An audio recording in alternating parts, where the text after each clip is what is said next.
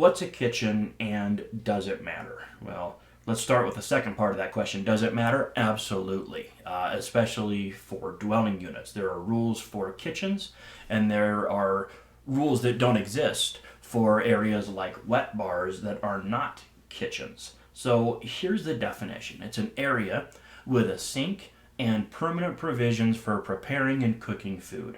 Now, we really do need to take this almost word by word. The first thing is it's an area. It's not a room, it's an area. You could have a sink and permanent provisions for preparing and cooking food in a very large area. So, looking here at the photograph, for example, I think we're all going to agree that at least everything from this peninsula and towards the left is in the kitchen area.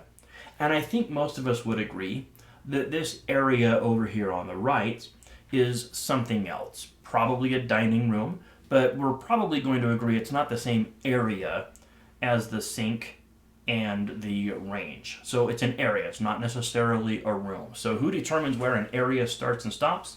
The authority having jurisdiction. Somebody's going to have to make the call, and it's going to be the AHJ. It has to have a sink. Easy enough, we know what a sink is. It has to have permanent provisions for preparing and cooking food. All right, so we've got countertop. That is permanent provisions for preparing food.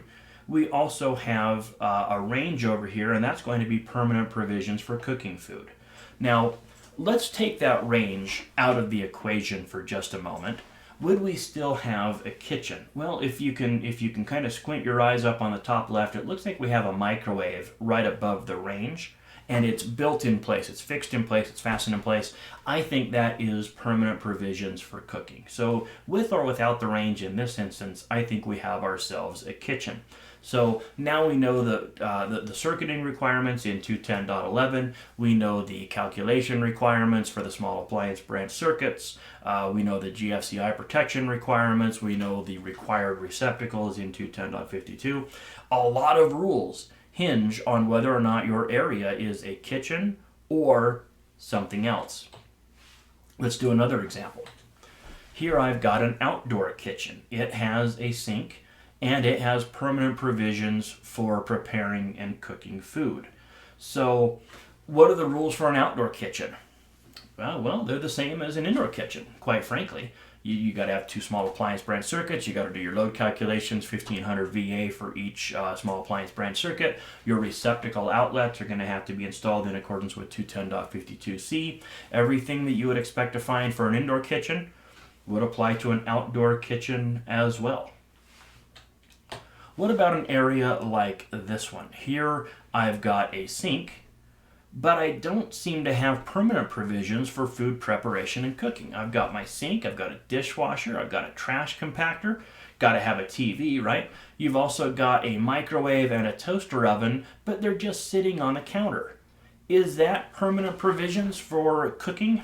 I'm going to say no, and you don't have to agree with me. Everybody's going to have an opinion, but I think if your microwave and your toaster oven are just sitting on the countertop, I don't think that's permanent. I think it's probably permanent if you bolt them down, right, or you screw them in place. Then I think it's permanent provisions for preparing and cooking food. My dog Ajax in the background seems to agree with me on that. He's pretty smart. So there you go. That is Article 100, kitchen.